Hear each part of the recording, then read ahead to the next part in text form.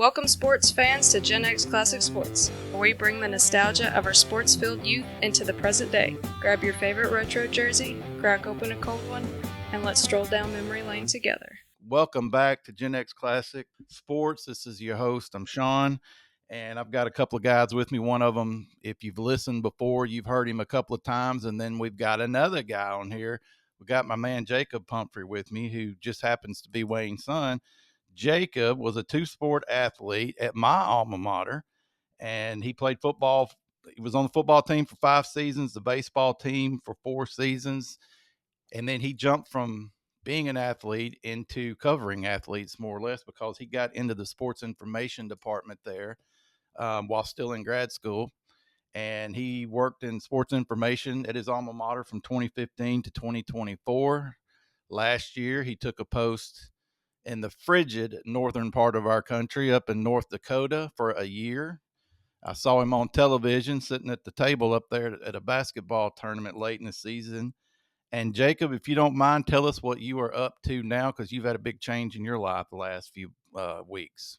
Yes, sir. First off, appreciate you having me on. I always love to Absolutely. get together with you guys and talk anything in the world of sports when it comes down to it. But yeah, I'm actually in week 4 here at Stephen F. Austin in Nacogdoches, Texas.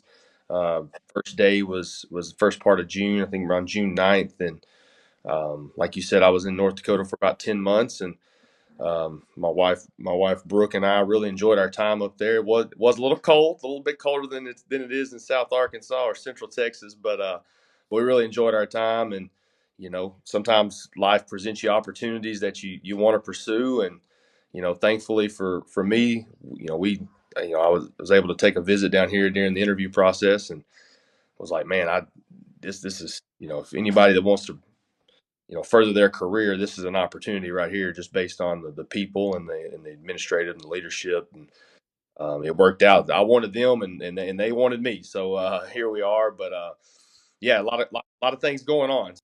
I'm sorry. Did you say your title, your new title, Jacob? I Assistant AD for communications. It's Stephen F. Austin. That's fantastic, man. And congratulations on that. And as a refresher for the people joining us that may not remember, Wayne is, I like to call him an unpaid historian, because he does a lot of sports history where we're from, and he knows a lot about South Arkansas and North Louisiana high school sports especially, but he's just a sports historian in general.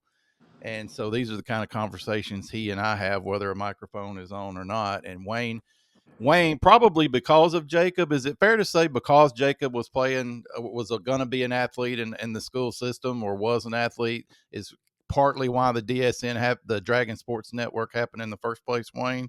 Is that fair to say? That would be fair to say, because the first person, after I told my wife, look, this is what school wants to do, the very first phone call I made in regards to the DSM was to Jacob. And I remember to this day, he was walking across campus because I asked him, what you doing? He said, well, I'm heading across campus to go eat. And I said, hey, you want to do the game with me tonight? And he thought it was radio. And when I told him, he was kind of like, what? Which it did turn into radio. It did. Uh, and, looking back on it, it's something I'll never forget doing. I mean, that was 12 years of just, it was kind of heartburn and headache for a while, but in the end, it was all good. It was all fun, and I really enjoyed it. Yeah, and for once again, for refresher information, Wayne's wife, Jacob's mom, Missy, and a lot of other people kind of put this group effort in to start broadcasting over the internet in the very, very early days of that being even possible. And so where we're from, they were the only show in town. I think we take for granted now that every school of every size just about does that, but these guys figured it out a really long time ago. All the trials and tribulations that it took to go to some of the places that they went, press boxes that you couldn't even actually sit in, and they're standing out there on the bleachers with the crowd when I show up. And I've shared the booth with both of them, and that's always a treat and fun. And they've had I believe over 1 million people have watched their videos of some kind or another based on what we call it the Dragon Sports Network has done.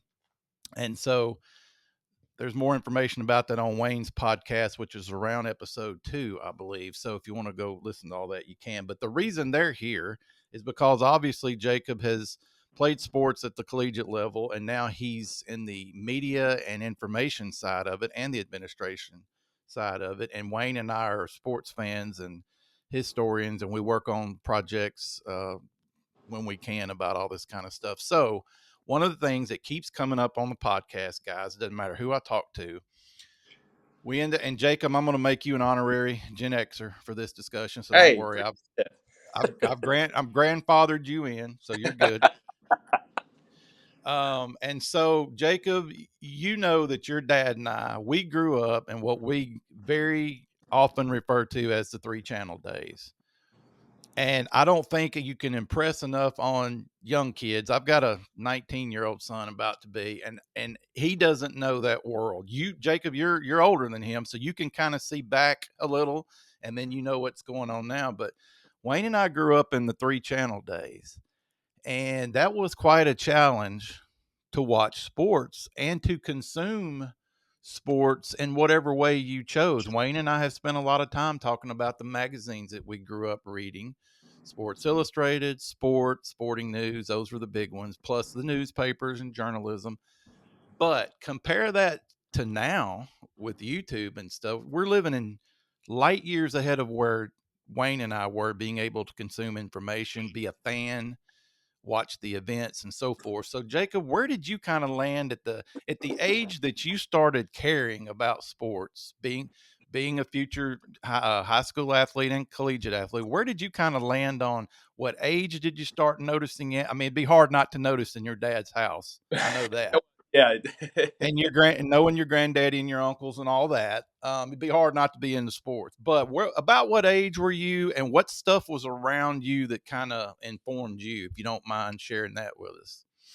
Yeah, no, that's a great question. When you think about it, you talk about the 3-channel days, and I've definitely heard the stories, and even for a while there, it kind of, man, you only had 3 channels, like you only watched whatever they put on for you to watch. You couldn't just necessarily flip through it and find any game really at any time. Kind of piggybacking off that. Obviously, we had a couple more channels by the time I started following, but I do remember, early 2000s. Dad's at work, Cotton Bowl's on. I'm the one that's got to put the VHS and the VCR together, because if I don't record it, he doesn't see it. He'll read about it in the Democrat Gazette the next day, or El Dorado News Times, or whatever the case may be. But he won't be able to watch it because I think it was 2002 or something like that. So.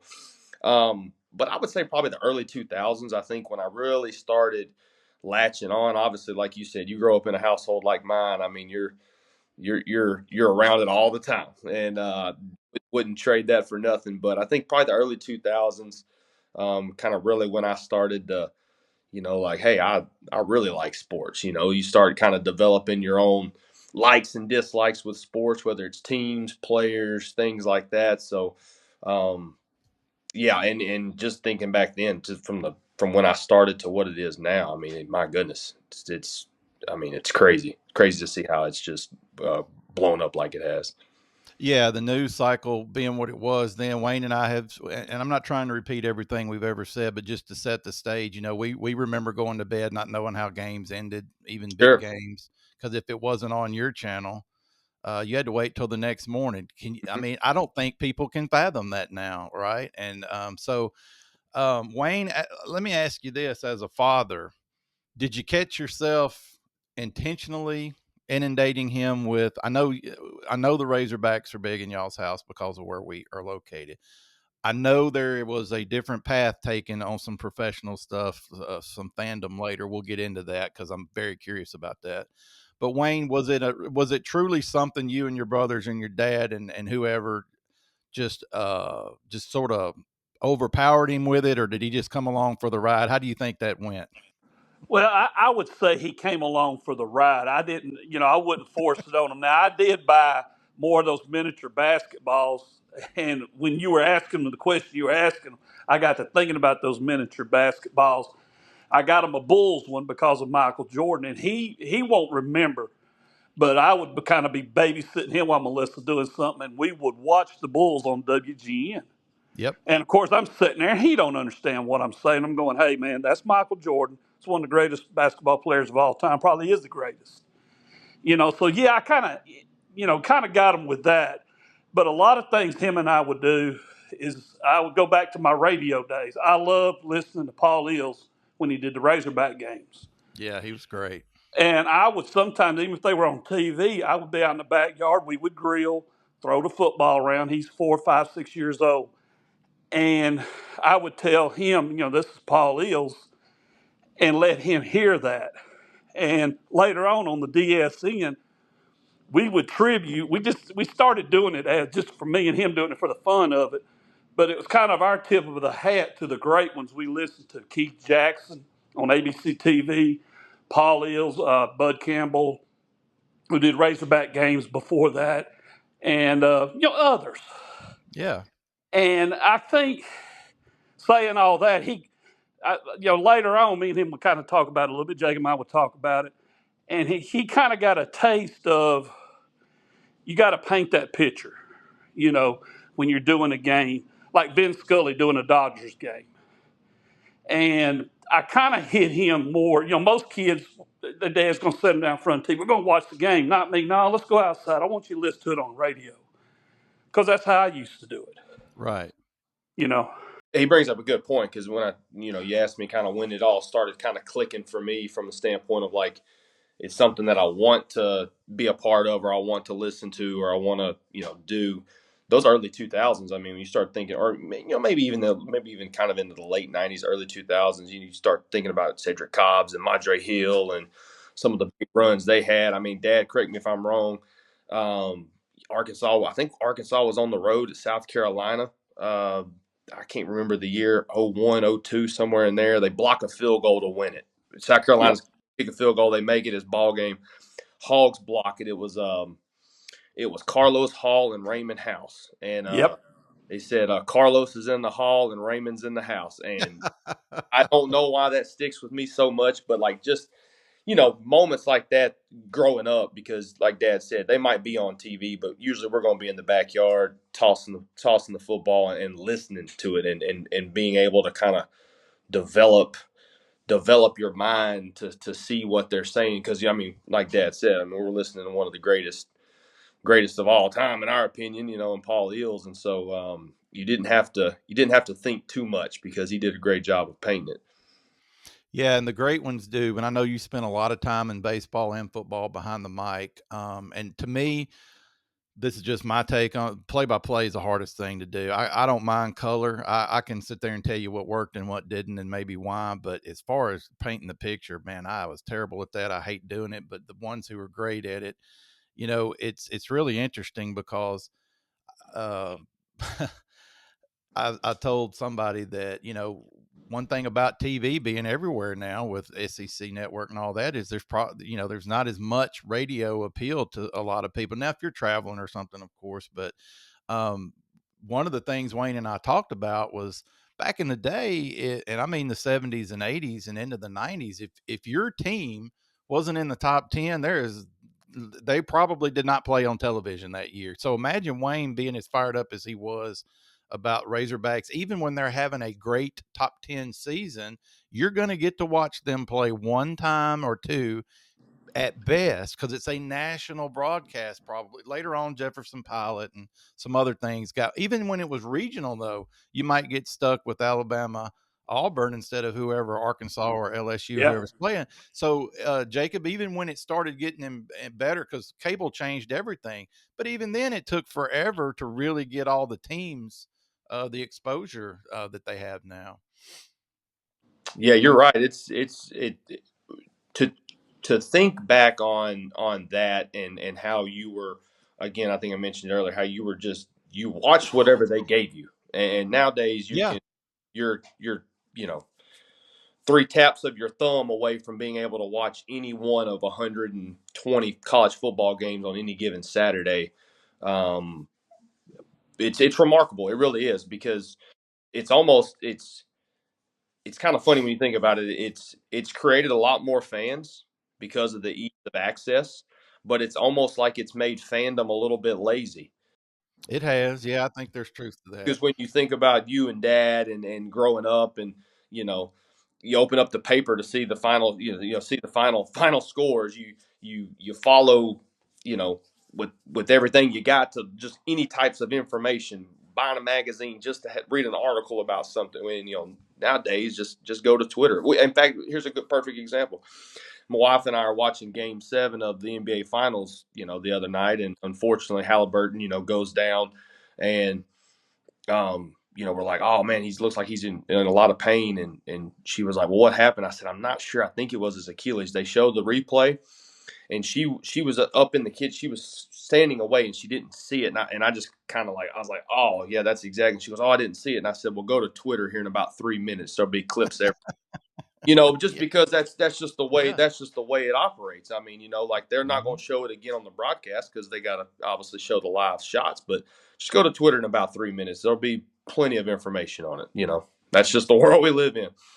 Yeah, and that's just my mind wouldn't even be able to fathom that in the 70s and 80s. I mean, cable did change everything, but like I said, it was a slow crawl to get to the point where things got more regionalized. So you could, Wayne, you probably remember when it was Jefferson Pilot or Raycom or somebody, and you'd get that 11 o'clock game, and it was a bad matchup you didn't want to see or whatever, and whoever you wanted to watch, they had no chance of being on TV that week, those kinds of things, and pretty frustrating. And with some other guys, I've talked about how the NFL does things still to this day, where we were in the middle of Saints and Cowboys territory, and you could watch the Cowboys more than the Saints, and I attribute that to not location so much, just to the fact that they were a better team at that time. And I know that because right now down there, I know you're going to get more Saints games than you are Cowboys games, because they've had more success than they had. So it's really, and people in North Arkansas follow the Chiefs, which blows my mind. I mean, Central Arkansas is all Cowboys, or a lot of Cowboys, and a lot of Tennessee fans too, but Wayne, do you remember when the Saints were awful with Stabler or whoever, and they wouldn't even be on TV? They'd put the Cowboys on over them back in the 80s. I remember. I'm trying to think when you said Stabler. I was trying to think when he came to New Orleans. Yeah, it was Sean, in I believe it was around '82, yeah, it was right at the end of his career. right at the end of his career. But they started making runs. They were still in the NFC West, but they started making runs toward the playoffs, and their games actually started getting shown a little bit. But still, when I say a little bit, I don't mean they were on every other week. I mean you got them one week, and then if you were lucky and they became a national game of the week, which would be usually the last game of the day, in the afternoon slot, and might be on then. But it was mostly down here, Cowboys. I mean, you gotta, I enjoyed all the hate I got to do, but it was them, and sometimes the Oilers. You remember Houston still had the Oilers, Oh so yeah, you yeah. would That would get be them every now and then. that'd be the AFC game on a That would be different your channel. AFC game. On a different channel. Yeah, yeah.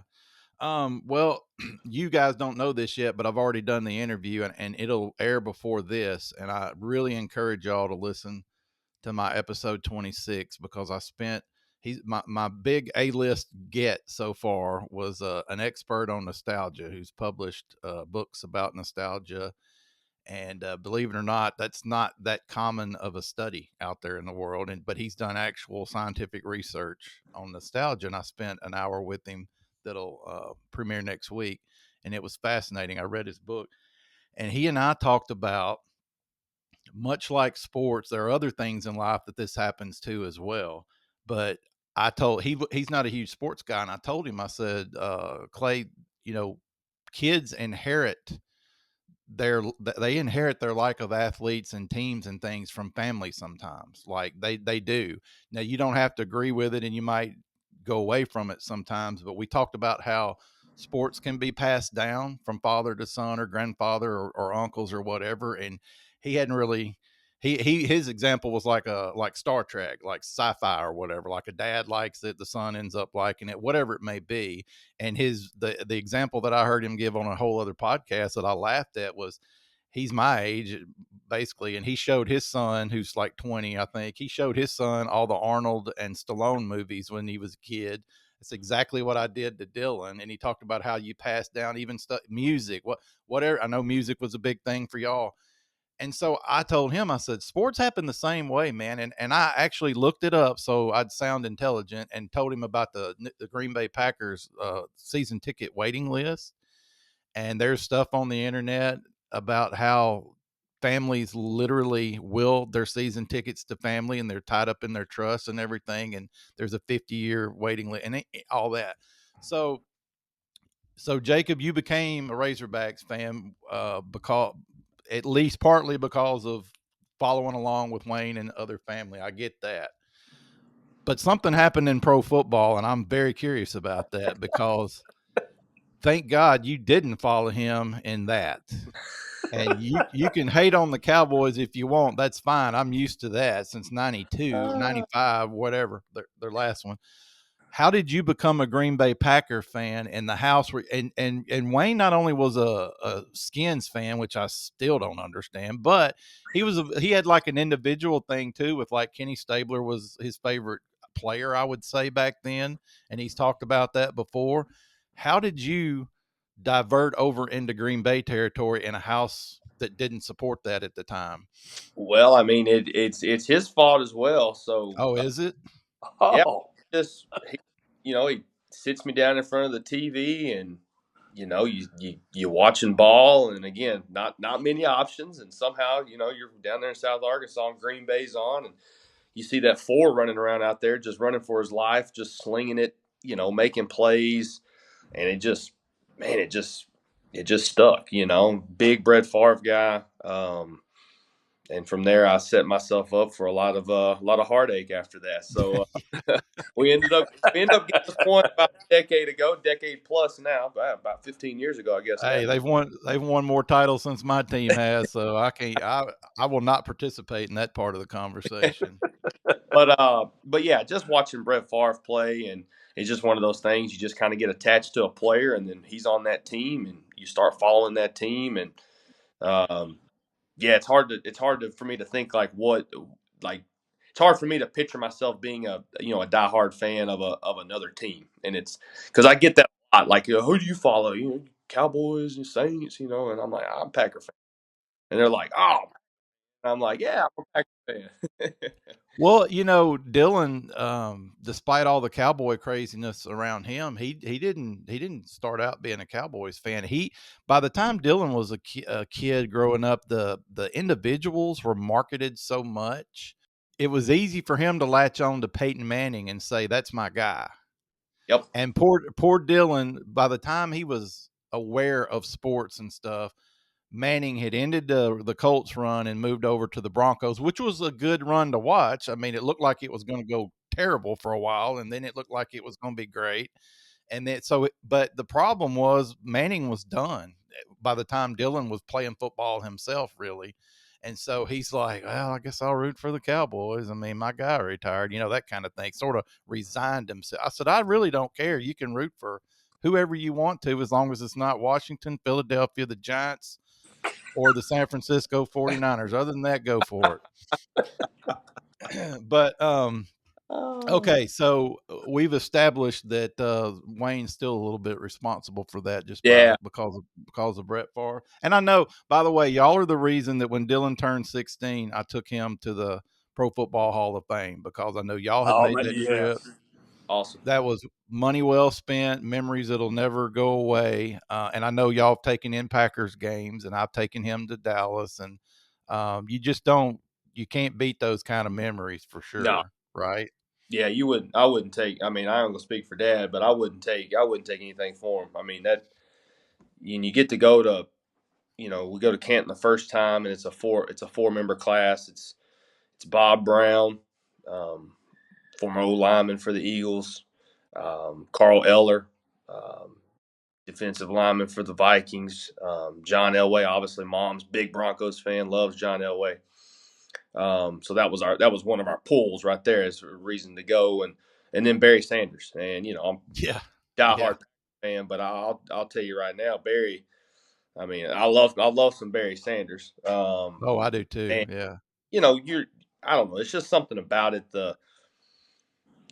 You see people up there, and you put athletes on a pedestal, and they're almost godlike, Yeah.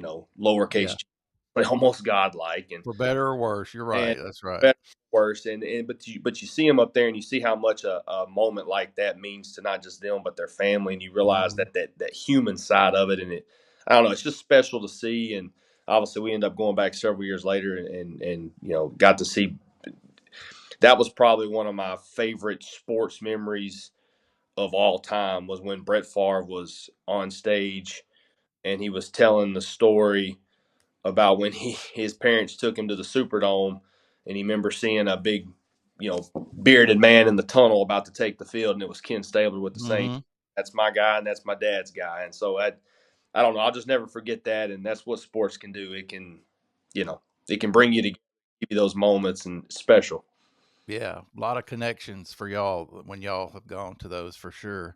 So let's talk a little bit about kind of the nuts and bolts of how sports teams are run now, whether they're university teams or pro teams. Sort of what you know about that, and what Wayne and I know as consumers. Because Wayne, we've come a long way since I subscribed to the Dallas Cowboys newsletter as a kid, and it came in newspaper format like the Sporting News did, and you didn't get any other information on the Cowboys other than the Shreveport Times or whatever. And Jacob's probably laughing just hearing that. But Jacob, can you kind of, and it doesn't matter if you ramble a little, would you talk a little bit about how you started seeing the media and the sports information side of things, maybe even as a college player? How that started, you started seeing that, and then you got kind of on the inside of that, some of the stuff you've observed with tech. I'm really curious about how technology changed. That's the theme. A lot of this is that technology changed a lot of things for sure. But anything you can think of about what you've noticed in your journey there? Yeah, I mean, I kind of go back to my first couple of semesters in the sports information office at Southern Arkansas, and obviously, growing up, growing up around sports my whole life, and seeing Dad's involvement in it and how much he loved it, obviously played a big role in what I'm doing now, because I just kind of I attached myself with it as well, and love it. But Daniel Gallegos, I cut my teeth under him. Great mentor for me in this profession. He's one of my best friends, best man at my wedding. Um, but I remember early on, like the big focus was live stats. Like Hmm. we got to have the live stats, the That's live right. push. We got to make sure they're live. The fans are relying on them. We got to have them there. We got to have them. Got to have the live stats. Whatever we do, stats can't go down. We got to push them. And then, a couple of semesters later, video starts becoming the streaming aspect of things. And it's like, okay, well, how do we do this? What's this going to look like? Where are we streaming to? What platform are we going to use? What's the manpower needed in order to put it over here? And now, fast forward, like it's second thought. Like it's not even a matter of, are they going to stream the game? It's like, what do you mean, are they going to stream the game? Like, yeah, they're going to stream the game. And so even in a short amount of time, and I don't feel like I've been doing this that long, I've been in it a while, but even in just the 10-year period from the Division II level of, oh, they're going to be able to show the home game this Saturday, to now it's anytime there's an athlete wearing a Mule Rider jersey on the field somewhere, there's a camera on them, and people from all over the world are going to be able to watch them.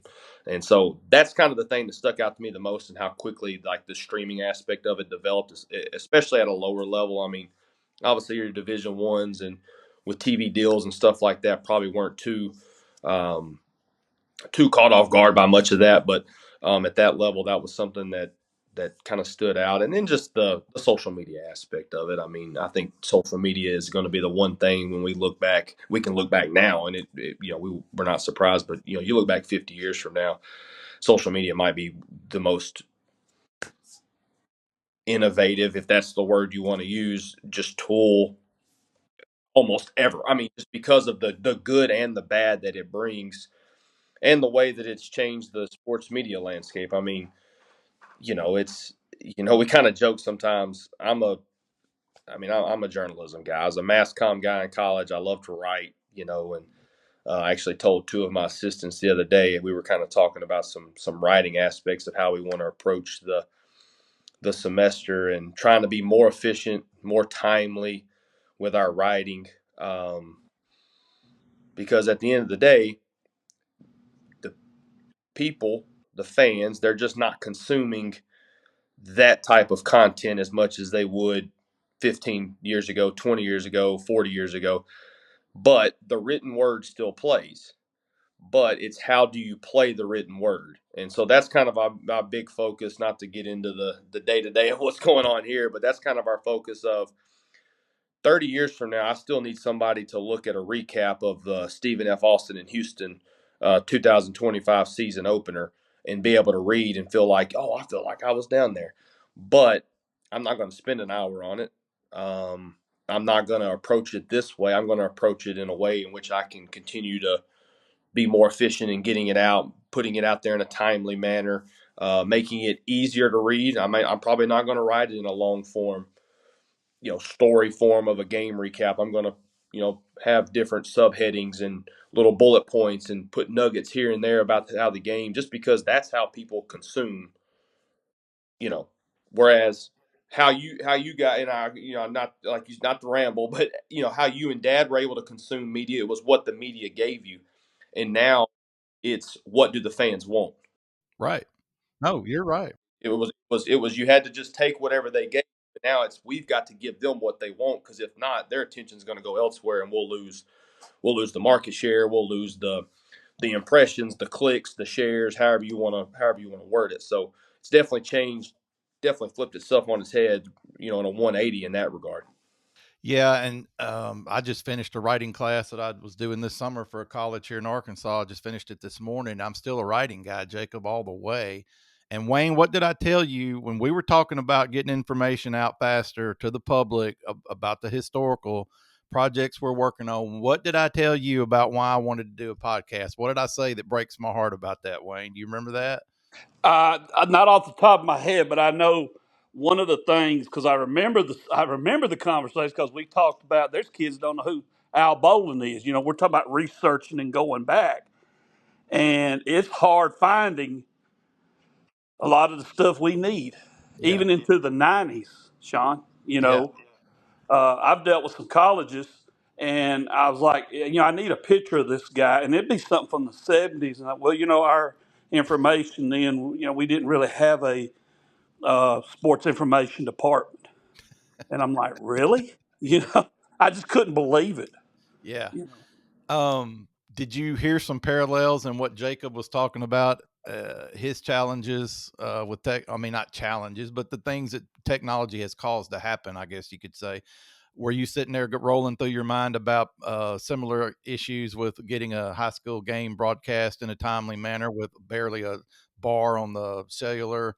Uh, absolutely. yeah, It, it I went knew you from were it went from the DSN is going to show the game, and everybody's excited to. Are y'all? My phone's people that have my personal number. It would be blow y'all on the air, y'all on the air. It's like, my God, get on the air right now. guilty. Yeah, I mean, we got to see the game, and the demand. What blows my mind, Sean, is when I was listening to Jacob, I thought, yep, yep, yep. I mean, you said you could see a mule rider jersey out on the field, people around the world could watch it, and the DSM was literally watched around the world. I started thinking, I go Afghanistan, Romania, New Zealand, Japan. I started my head rolling off people that watched from those countries. I kid you not, it was unbelievable. Czechoslovakia, and you and I in the '70s, ABC TV showed the Hogs that one game, and it was usually Texas, and it was usually bad news. And now you can see your high school team play every Friday night, including the playoffs if they make Yeah, blows my mind. it. It does. It still blows my mind. Yeah. And but Wayne, what I was and it's fine that you don't remember, but what I told you, we were talking about producing these documents that people would read. And I told you, Wayne, people don't read like that anymore. Oh no. Jacob just said it. It's not an issue of what can we provide people. It's an issue of how are they demanding to consume it. And Exactly. we live in a bullet point world now. And when it comes to doing these kinds of projects, so Jacob, what I told your dad was, I said, this has been since COVID, but probably 2 to 3 years ago, I said, Wayne, you know, we could write everything you want to write about the history down there, South Arkansas, our hometown, whatever you want to call it. I said, you could write every word of it, and your audience is going to be so small because that's just not how people. I mean, as far as people who would really go through the whole thing, I said, it breaks my heart to say that. What they're more interested now to me is conversation and video clips and memories that people verbalize on camera and stuff and that's fine. That's fine. That's what people want.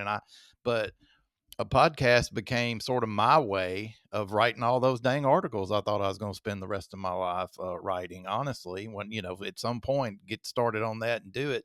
And, you know, your dad and I talked about how we were going to do or he's wanting to do a documentary. And I think I finally convinced him that I'm not even sure that's the way to go anymore. I said, let's just, you know, just edit that thing down into some vignettes of 5 or 10 minutes each with a topic per little, like a short, and get them Yeah, out there, because I think having a unified A to Z is great, but for the brevity of the situation and to keep people's attention, maybe we need to roll through some shorter pieces and so forth. So I will agree with you 100% on that, because if the fans want social media, the fans are going to get social media now. That's, you know.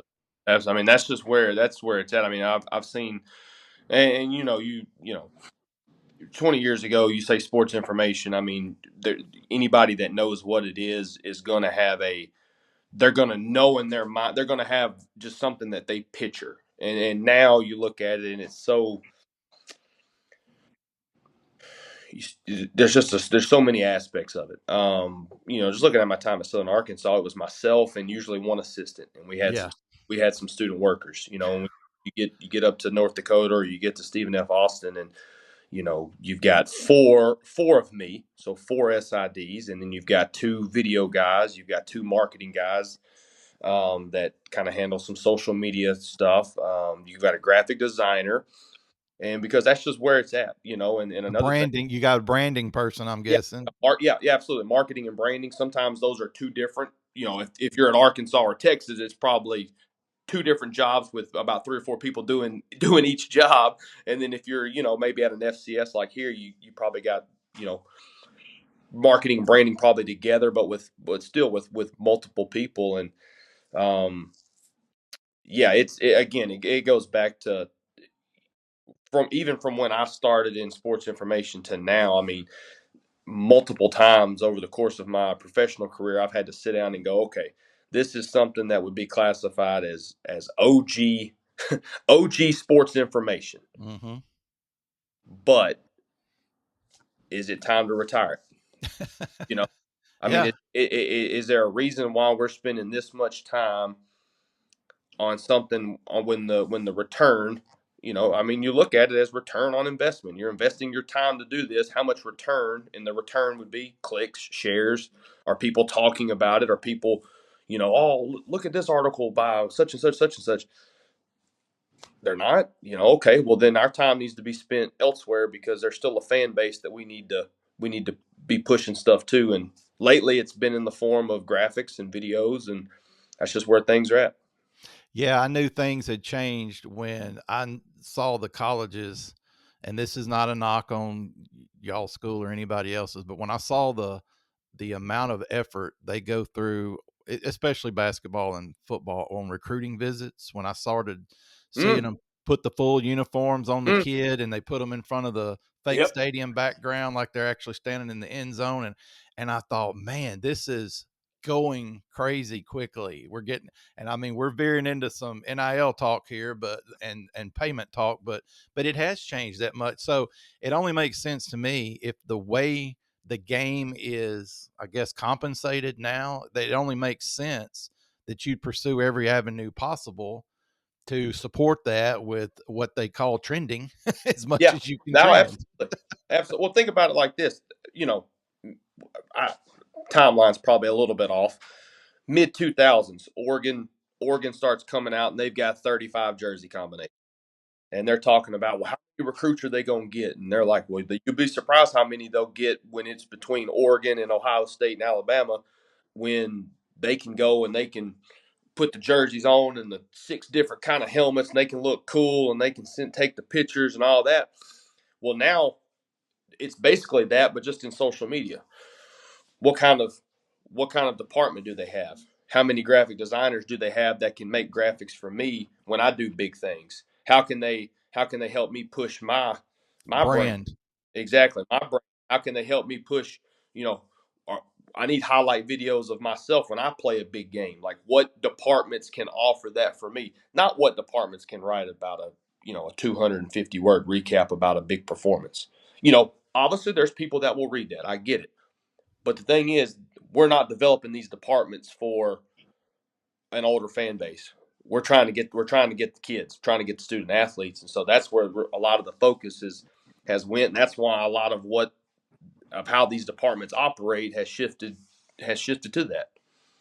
Yeah, Wayne, as a seasoned Gen Xer, what do you think about all that? Because you and I talk about it off camera. I mean, off the record a lot. But how, do you feel like some of that's passing us old geezers by, or do you just say, "Well, I just got to roll with it and do the best I can," or how do you think about that?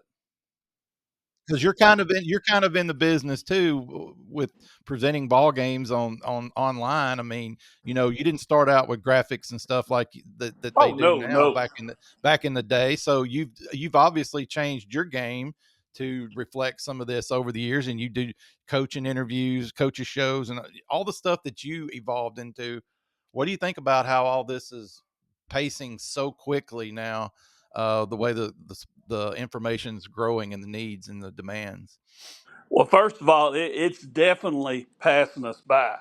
And let me throw this in real quick, Sean, and you'll appreciate this. We didn't have graphic designs and Twitter and trends and all that at old Outlaw Stadium in South Caledonia back in the day. So yeah, it's definitely passing us by. Oh man, could you imagine if you did? Yeah. Oh, Boy. Hey it would man, have been news, that's for sure. that's But right.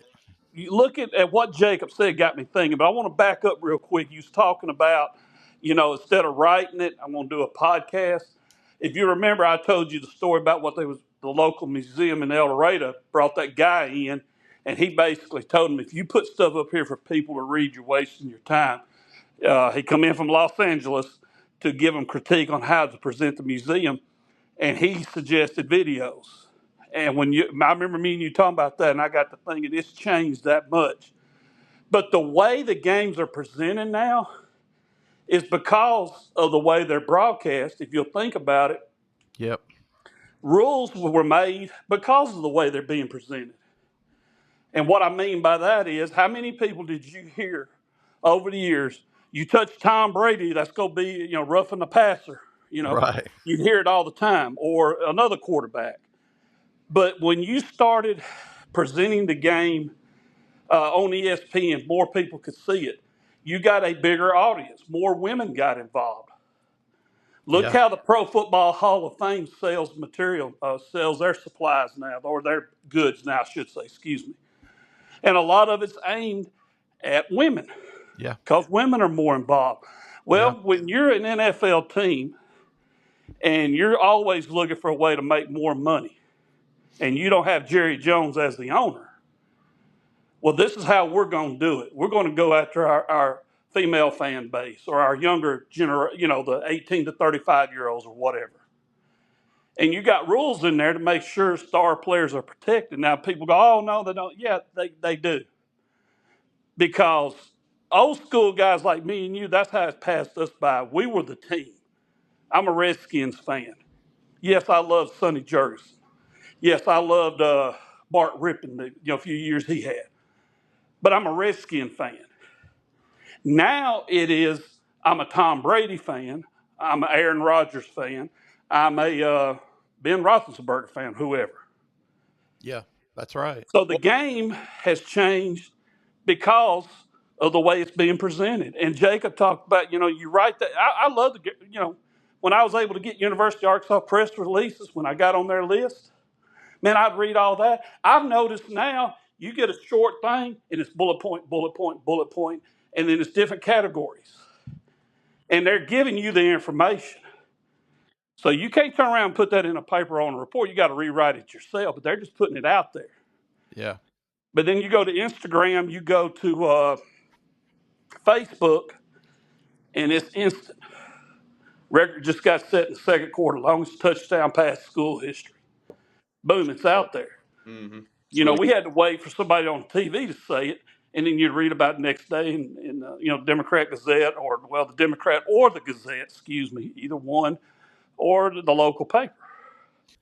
All right, everybody, we're going to stop right there for this episode 27, and we will pick back up in a couple of weeks. We're trying to keep these episodes in the 40-minute range or so on the high end. So we'll pick back up in a couple of weeks with the rest of this discussion. And as always, we really appreciate you listening, and we hope if you like what we do, you'll press the like button and subscribe. And so we'll talk to you in a couple of weeks. Thank you. Thank you for joining us on GenX Classic Sports, where nostalgia meets the thrill of the game. Tune in next time for more insightful discussions and memorable moments, brought to you by Pine Street Productions. Until then, stay passionate about sports and keep the memories alive.